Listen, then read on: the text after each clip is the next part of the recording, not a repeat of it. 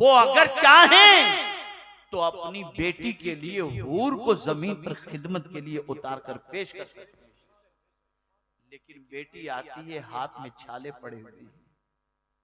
सरकार, घर का काम करते करते थक जाती हूँ, ये देखिए ना मेरे हाथ, कोई कनीज मुझे दे दें ताकि मेरा हाथ बटाए और खिदमत में मेरा साथ दे।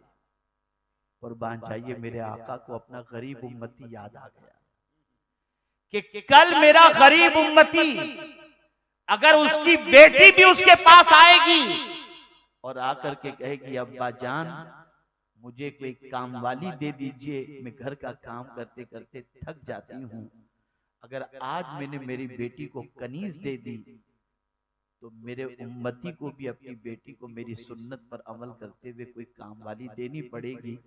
लेकिन अगर मेरे उम्मती के पास ये नहीं हुआ तो क्या होगा? तो क्यों न मेरी बेटी को मैं ऐसी चीज दे दूं कि मेरा गरीब उम्मती भी अपनी बेटी को दे सकता हो। फौरन खातून जन्नत से फरमाया, बेटी अगर तुम काम करते करते थक जाती हो ना तो सुनो, 33 बार सुबहान अल्लाह पढ़ लो, 33 बार अल्हम्दुलिल्लाह पढ़ लो और 34 बार अल्लाहु अकबर पढ़ लो, तुम्हें थकान नहीं लगेगी। आप मुझे बताइए, एक गरीब बाप अपनी बेटी को देना चाहे तो ये देकर रसूल आजम की सुन्नत पर अमल कर सकता है। हम क्यों हुजूर की जिंदगी को भूल गए? हम आकाए करीम सल्लल्लाहु अलैहि वसल्लम की हयात तैयबा को क्यों पसे पुष्ट हमने डाल दिया और हमने अपनी जिंदगी को तायुशात के अंदर कैसे गिरफ्तार कर दिया? बदलो अपनी सोच को। मैं आपसे काफी उम्मीदें वाबस्ता रखता हूं, मुझे काफी तवक्कुआत आपसे हैं और अब तो अल्हम्दुलिल्लाह यहाँ पर एक ऐसा इदारा भी कायम हो चुका है जिस इदारे के अंदर तालीमी मेयार इतना बुलंद है कि मुस्तकबिल बड़ा ताबनाक नजर आता है।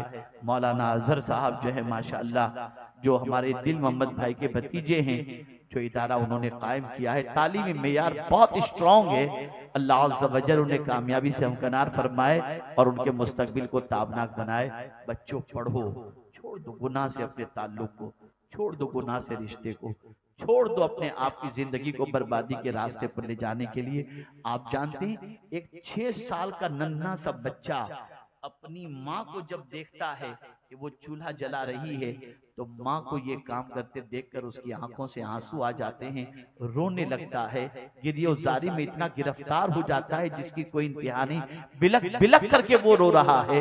माँ ने पूछा, बेटे क्या गलती हो गई कि तू रो रहा है? तेरी उम्र तो अभी बहुत छोटी है, 6 साल का बच्चा और तू इतना रो रहा है। माँ, आज मैंने तुझे देखा कि चूल्हा जलाने के लिए बड़ी लकड़ियों को तूने पहले आग में नहीं डाला, पहले तूने छोटी छोटी लकड़ियों को डाला। अगर कयामत में अल्लाह जहन्नम की आग को जलाने के लिए अगर मुझ जैसे छोटे बच्चे को पहले डालेगा तो क्या होगा? इस तसव्वुर ने मुझे बेचैन कर दिया है। ये छोटे से बच्चे थे, ये नन्हे से बच्चे थे। अभी कल ही मैंने अपनी गुफ्तगू में एक बात बताई, हजरत बायजीद बुस्तामी रहमतुल्लाह ताला अलैह वालिद बचपन में इंतकाल कर गए, 6 साल की उम्र है। माँ को किसी ने बताया कि फला मदरसे में मौलाना बहुत अच्छे हैं, बुजुर्ग सिफत हैं, अपने बच्चे को वहां दाखिला दिला दो, तुम्हारा बच्चा कुछ बन जाएगा। माँ हाथ पकड़ती है, बच्चे को लेकर जाती है। बुजुर्ग अर्ज करती है कि इनके वालिद का इंतकाल हो गया है और मैं इसे लेकर आपकी खिदमत में इसलिए हाजिर हुई हूँ कि आपका बड़ा नाम मैंने सुना है, मैं बस ये चाहती हूँ कि मेरा बच्चा वली बन जाए। क्या तमन्ना थी माँ की। आज की माएं अपने बच्चों को डांसर बनाना चाहती, वो माँ कितनी अज़मत वाली जो अपने बच्चे को वली बनाना चाहती। माँ ने ये कहा और कहा, मेरे बेटे को घर मत भेजिएगा हुजूर, घर आएगा तो इसका घर में दिल लग जाएगा, तालीम का नुकसान होगा, इसे हुजूर आपके पास रखिए। बच्चा रहने लगा। बायजीद बुस्तामी 6 साल की उम्र में पढ़ने के लिए गए, रुक गए। वक्त गुजरता गया, माँ की याद तड़पाने लगी। नन्हे से बच्चे की उम्र होती, नन्हे से बच्चे को माँ की याद नहीं आएगी तो किसकी याद आएगी? रात के सन्नाटे में रो रो कर अपनी रात गुजारने वाला ये बच्चा 6 महीने का अरसा गुजर जाता है। परेशान होता है कि 6 महीने हो गए मैंने अपनी माँ का चेहरा नहीं देखा। रोते हुए अपने उस्ताद के पास बायजीद पहुंचते हैं और अर्ज करते हैं, हुजूर मुझे एक दिन की सिर्फ इजाजत दीजिए, मैं जाऊंगा, एक रात माँ के साथ गुजारकर मैं वापस आ जाऊंगा, मुझे एक दिन की इजाजत दीजिए। आंखों में आंसू देकर उस्ताद का दिल मोम हो गया। इरशाद फरमाया, जाओ बेटे मैं इजाजत देता हूँ, लेकिन एक दिन से ज्यादा मत रुकना। बच्चे ने कहा ठीक है। बायजीद घर पर गए, दरवाजे पे दस्तक दी, माँ माँ करके आवाज दे रहे हैं, अंदर से कोई जवाब नहीं आ रहा है। पहली बार आवाज दी, अंदर से कोई जवाब नहीं आया। दूसरी बार आवाज दी, कोई जवाब नहीं आया। तीसरी बार जरा बुलंद आवाज से कहा, माँ। अंदर से आवाज आई, कौन? बायजीद ने कहा कि तुम्हारा बेटा बायजीद। इतना सुनना था कि माँ ने अंदर से कहा, मेरा बायजीद अभी नहीं आ सकता, मेरा बायजीद उस वक्त आएगा जब वो वली बन चुका। जब माँ ने ये कहा और दरवाजा नहीं खोला, बायजीद रोते हुए वापस मदरसे चले गए। 16 साल तक अपनी माँ के पास नहीं आए और उन्होंने मदरसे में इल्म हासिल किया। 16 साल के बाद एक रात हजरत बायजीद बुस्तामी के उस्ताद गिरामी को, अल्लाह अकबर, रसूल रहमत सल्लल्लाहु अलैहि वसल्लम ख्वाब में तशरीफ लाए। इरशाद फरमाया, सुनो तुम्हारे पास ये नौजवान जो पढ़ रहा है ना बायजीद, मुबारकबाद उसे पेश करो, हमने उसे विलायत कुबरा का ताज अता कर दिया है। अल्लाह अकबर। उस्ताद ने बच्चे को बुलाया, सीने से लगाया और फरमाया, तुम मुकम्मल हो चुके, अब तुम जा सकते हो। पलटकर घर पे गए। 16 साल के बाद माँ के पास जा रहे हैं, दरवाजे पे दस्तक दी। पहली ही बार दरवाजे पे दस्तक देते ही माँ ने अंदर से पूछा, कौन? कहा तेरा बायजीद। दरवाजा खोला, बेटे को देखा, मूछें निकल आई थी, जवां साल खड़ा था। माँ ने सीने से लगाया और कहा, बेटे मुझे खुशी है कि तुमने अपनी मंजिल पा ली और जिस मकाम पर मैं तुझे देखना चाहती थी उस मकाम पर तुम पहुंच गए। उसके बाद माँ ने दुआ के लिए हाथ उठाए और कहा, मेरे परवरदिगार, मेरी तूने एक तमन्ना तो पूरी फरमा दी कि मेरे बेटे को तूने विलायत कुबरा के मकाम पर फाइज फरमा दिया। बस अब मेरी कोई और तमन्ना नहीं, बस एक ही तमन्ना है, तेरी बारगाह में ईमान के साथ आ जाऊं। ये कहते ही रूह परवास कर जाती है और उनकी माँ इस दुनिया से कुछ कर जाती। वो माएँ थी जिनको अपने बच्चे की तरबियत की इतनी फिक्र थी। नादानो, तुम्हारा बच्चा गलियों के अंदर गुल्ली डंडे खेल रहा हो, तुम्हें इसकी फिक्र नहीं होती। नंगा नाच कर रहा हो, तुम्हें इसकी फिक्र नहीं होती। डांस कर रहा हो, तुम्हें इसकी फिक्र नहीं होती। तुम कब अपने बच्चों के बारे में फिक्रमंद होगे? बदलो अपनी सोच को, बदलो अपने अफकार और नजरियात को। एक अच्छा इंसान बनाओ, एक अच्छा मुसलमान बनाओ, खुद भी परफेक्ट बनो, अपनी औलाद को भी परफेक्ट बनाओ। और दो चीजें अगर तुमने इख्तियार कर ली तो अल्लाह मखलूक के अंदर तुमको मुमताज पोजीशन अता फरमा देगा। और वो दो चीजें ये हैं, ईमान और अमल सालेह। अमल सालेह से मुराद इबादत, मुआमलात और अखलाक। इबादत में भी तुम पंक्चुअल, मुआमलात के अंदर भी तुम पंक्चुअल हो जाओ और इसी के साथ तुम्हारे अखलाक भी अच्छे हों। एक चीज नहीं कि 5 वक्त की नमाज भी पढ़ो, जैसा कि आज होता है कि बहुत सारे नमाज भी पढ़ते हैं, 5 वक्त की नमाज पढ़े और रात को जाकर के गाने देख रहे हैं, गजलें देख रहे हैं, पिक्चर देख रहे हैं। हज करके आए, कोई जिंदगी में फर्क नजर नहीं आता। तो ऐसा नहीं। एक जमाना भी था ना, आपको याद होगा या मेरी उम्र के जो लोग होंगे उन्हें याद होगा कि अगर किसी मोहल्ले का कोई शख्स हज करके आ जाता और मोहल्ले में कभी झगड़ा होता था ना, तो लोग कहते थे, हाजी साहब जो कह देना वो फाइनल, जो हाजी साहब कहते। और आज हज के नाम पे पैसे लूटे जा रहे हैं, टूर वाला गायब हो रहा है।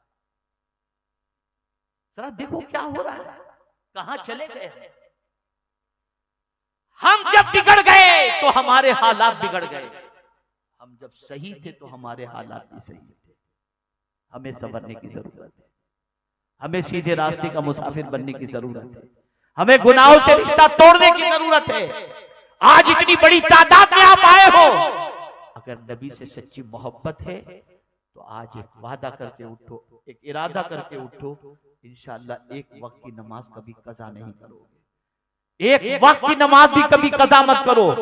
मुझे यहाँ एक बात याद आती है, मैं आपको बताऊं। मेरे एक दोस्त हैं, उन्होंने मुझसे एक मर्तबा कहा कि हजरत, बचपने से मेरे माँ बाप ने मुझे नमाज का आदी बनाया है, लेकिन मैंने आज से कुछ दिनों पहले जो फज्र की नमाज पढ़ी ना, उस नमाज जैसी लज्जत मुझे जिंदगी में कभी नहीं मिली। तवज्जो चाहो, उस नमाज जैसी लज्जत मुझे कभी नहीं मिली। मैंने कहा यार ऐसी क्या खुसूसियत है, मुझे भी बताओ। उन्होंने कहा मेरी आंख खुली तो मैंने घड़ी में देखा कि तुलुए आफताब के अंदर 7 या 8 मिनट बाकी थे। मैंने सोचा यार मैं अभी उठूंगा, इस्तिंजा करूंगा, वुजू करूंगा, इतने में तो वक्त चला जाएगा। चलो यार सो जाता हूँ, नींद कहाँ खराब करता हूँ। अब नमाज यूं भी कज़ा होने वाली है तो नींद अच्छी तरीके से हो जाए।